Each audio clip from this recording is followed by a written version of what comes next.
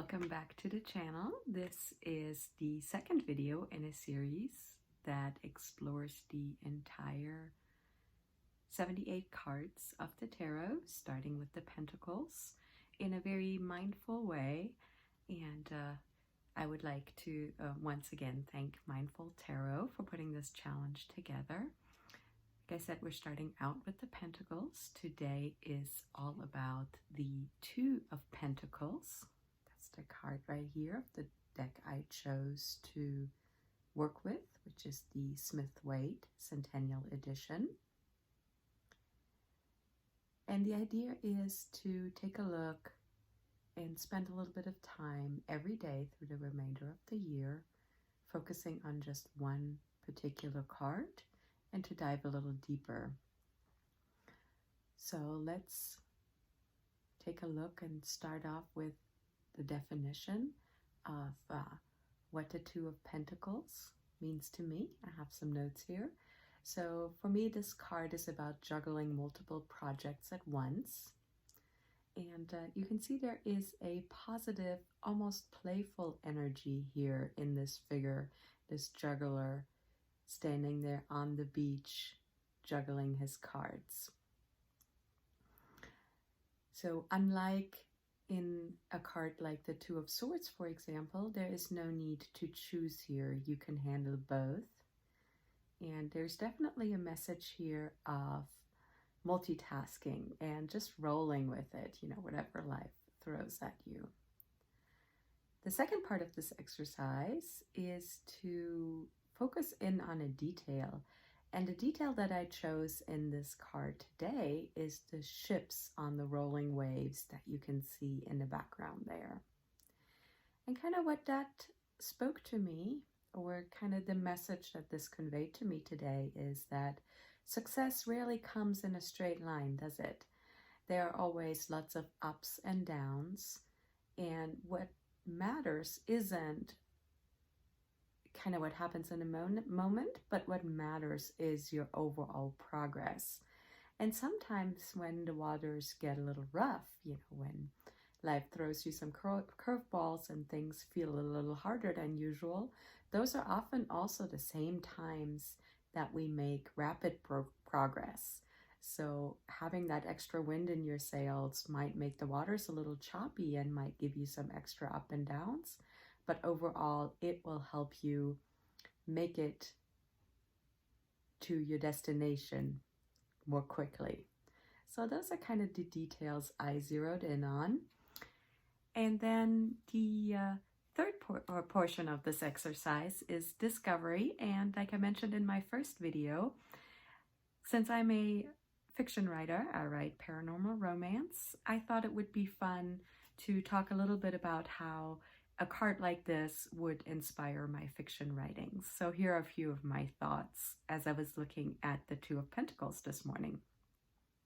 So if this kind of card comes up for me as I am trying to develop a new character for a new story, this might tell me that this person maybe has his or her hands full, or maybe it's an indication that they have a very busy and fulfilled life already. Or I could kind of push it a little further, take it to the extreme and say that maybe their life feels a little bit like it's spinning out of control. So one thing that might come into mind here is a single parent that is maybe struggling with everything that comes with raising a child and having a full-time job or a full-time career, that kind of thing. So maybe that's where they're starting out at the beginning of their story. And maybe in the beginning of this tale that I'm spinning, it is hard for this character to imagine how they could possibly have room for anything else, like a budding romance, for example. Or sometimes I like to do a past, present, future spread. And if this card shows up in the future position, this could indicate that my character has a shot at having it all, having the career of their dreams, having their happily ever after with the love of their life, but only if they can overcome the obstacles that are currently in their way.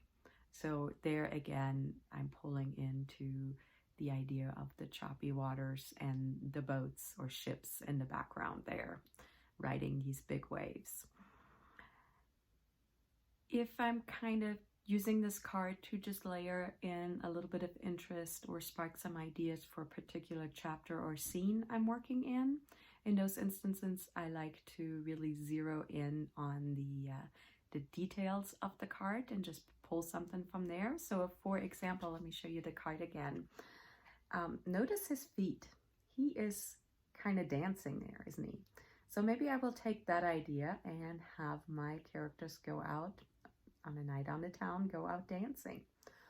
Or he's also juggling and looking a little bit like a medieval street performer. So maybe I play with that idea and have a more modern take on a street performer who shows up and maybe serenades our couple, or maybe they just walk by, drop a little money in his hat or something like that. Or I could zero in again on these ships and use that to spark the idea for my characters taking a voyage or going on a trip, maybe going on a road trip. You know, it doesn't mean it has to have anything to do with water or the ships. Or I could zero in on the fact that it looks like this person is standing on a beach, and I could have my characters go for a walk on the beach, walk out. Maybe there's a storm coming in. I live in the South in the US, and we have hurricanes. So maybe this would kind of spark the idea of an incoming hurricane, because the waves will get very big in the days and hours ahead of a storm rolling in. Or maybe, you know, I can once again zero in on these ships and have my characters go for a boat ride. So there's so much to pull from there, all these little details. It's a lot of fun.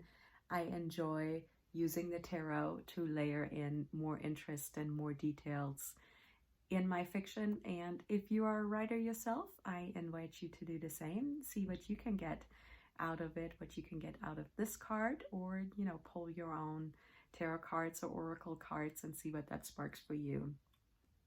I hope you enjoyed this. If you did, I would love for you to hit the thumbs up and subscribe to the channel. My plan is to do this a video a day on a particular tarot card through the remainder of the year, and I appreciate your support. I'll see you tomorrow.